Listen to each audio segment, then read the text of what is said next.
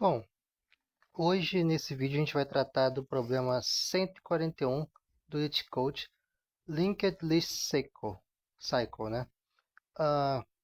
O problema diz pra gente que dado um head, que vai ser o head de uma lista encadeada ou uma lista ligada, determina se a lista tem um ciclo. E como é que ele define um ciclo aqui? Ó? Ele diz que um ciclo que vai ter um ciclo numa lista, numa linked list, se algum dos nós dessa lista ele apontar, é, ele pudesse ele voltar nesse nó de novo, né? Continuamente. Então, na prática o último nó que seria da lista, na realidade ele aponta para um nó anterior, né? Seria quase o mesmo conceito de uma lista circular, só que a lista circular, obrigatoriamente esse último nó, ele seria um nó, um nó que fica aqui no final da lista, né? No head, né? Esse nó do final da lista ele apontaria para o head. Numa lista, nesse caso aqui que ele está pensando no conceito de cycle, ele pode estar apontando para qualquer nó anterior da lista. Então a gente tem que encontrar esse padrão para dizer se a lista é uma lista com cycle ou não. Então isso pode ser, e se ela for cycle, a gente simplesmente retorna true. A gente não precisa retornar qual ou quem está apontando para quem, só retorna true. Né? Nesse exemplo aqui, por exemplo, ele botou essa variável poise de position só para exemplificar, né? Que na posição 1 é onde está acontecendo o cycle. Mas, na realidade, ele não está se importando com isso. Ele só quer que se diga se é um cycle ou não. Se for, retorna true, se não, retorna false. Beleza.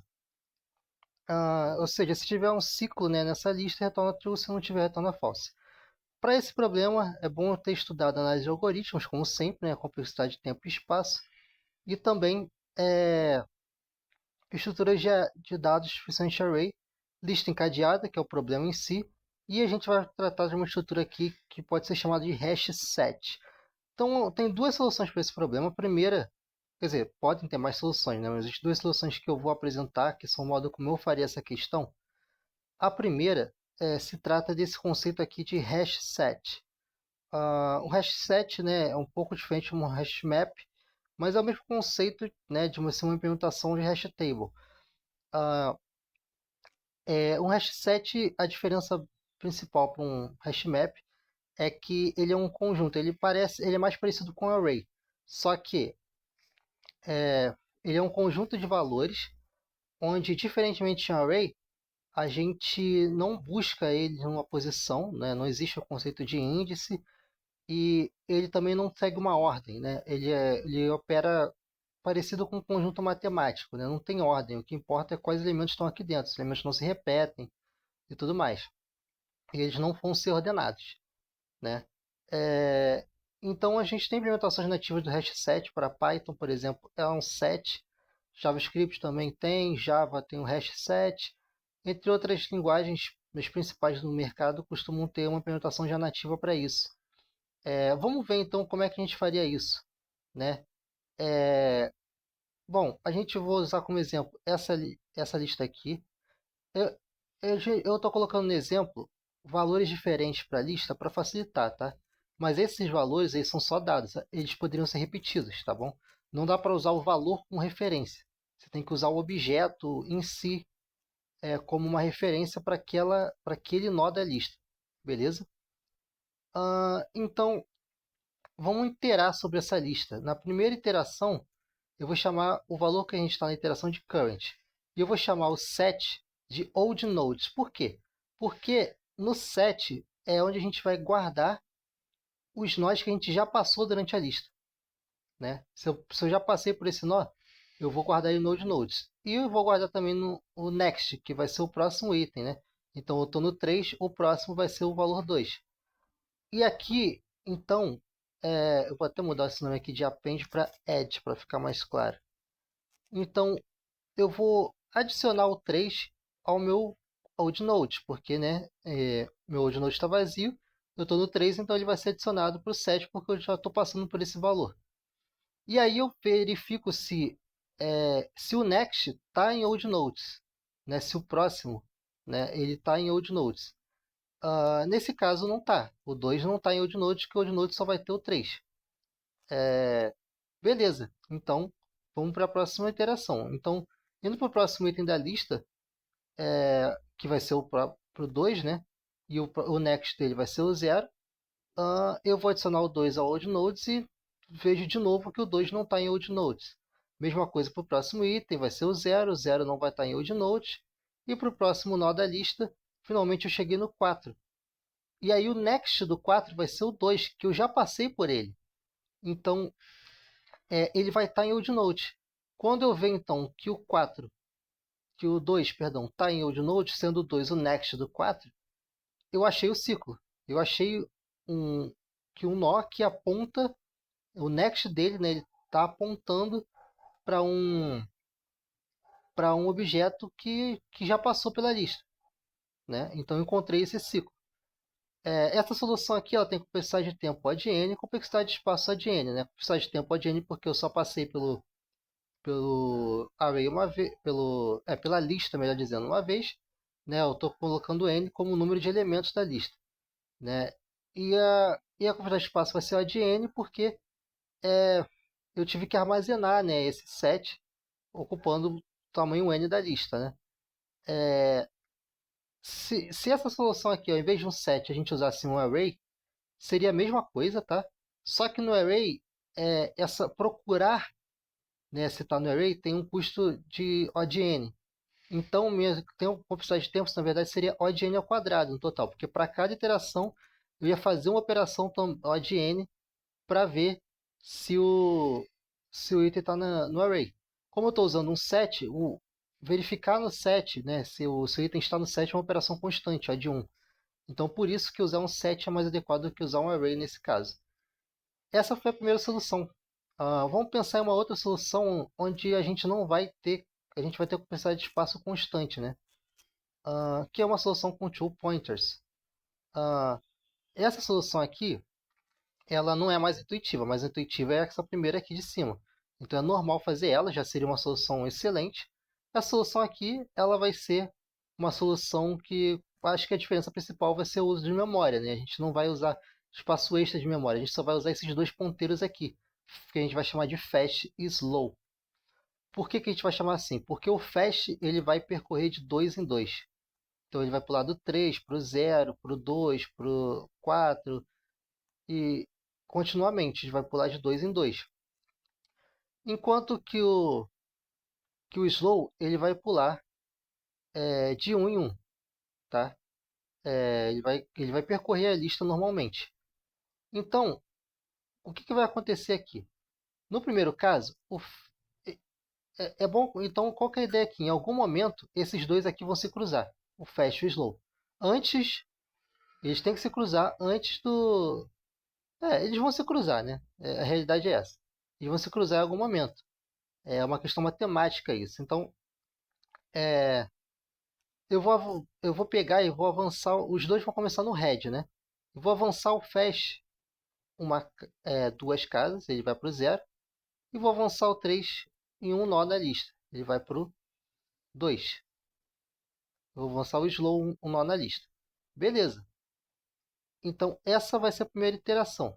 O fast no 0 e o slow no 2. E a gente vê que o fast e o slow não são iguais. Então, ainda não identificamos um ciclo. Beleza?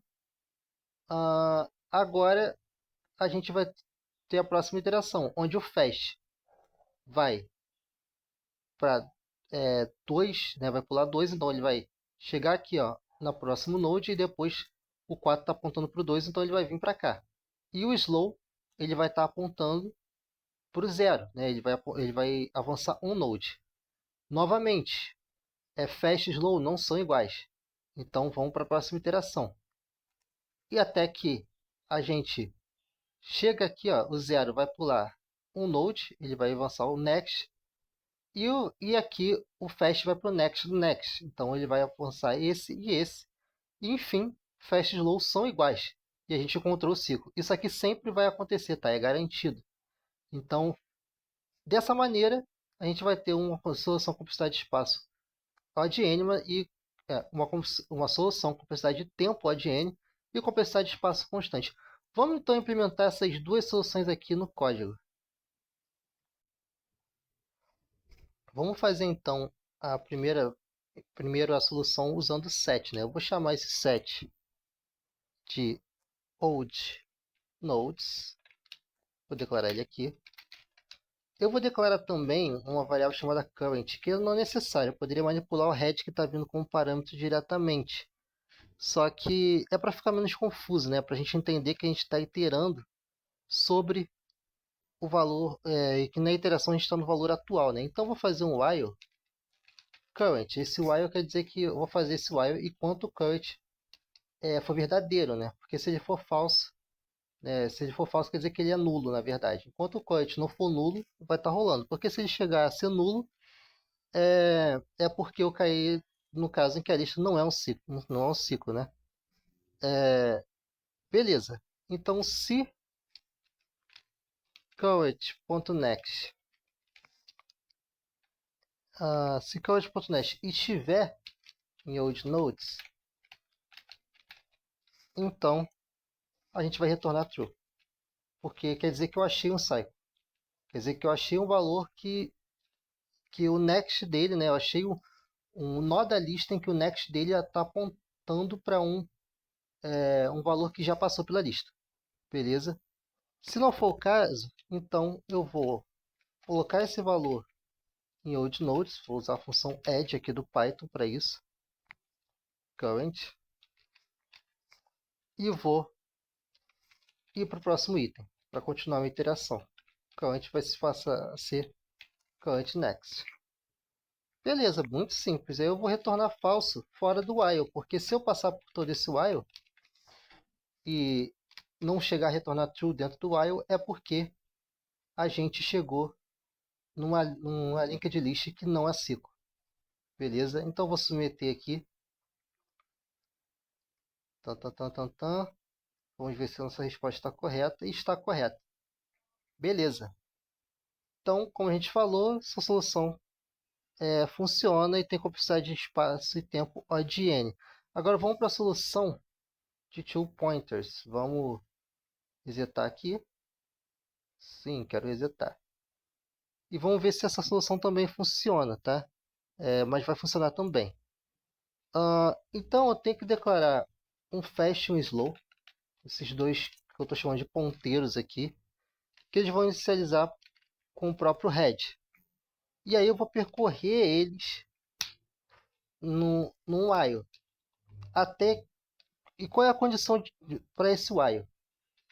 O meu fast não pode ser nulo, porque se o meu fast for nulo, quer dizer que, na verdade, essa lista está vazia, né? E o next também não pode ser nulo, porque se o next é nulo, quer dizer que eu cheguei no caso em que não tem ciclo na lista. Beleza? Eu vou ver fast vai ser igual a fast.next. Beleza? Porque o fast, lembrando, ele vai pular de 2 em 2. Então ele tem que ir para o next do next. O slow vai pular normalmente para o próximo. Slow.next. Se o slow for igual ao fast, então chegamos na condição que a gente quer. Retorna true, retorna verdadeiro. Isso é um ciclo, né? Essa lista tem um ciclo. Se não for o caso, então a gente retorna false. Também o código ficou enxuto. Né? Se ele passar pelo while, da mesma maneira que a implementação anterior, é porque não tem ciclo. Vamos submeter e ver se o nosso código está certinho.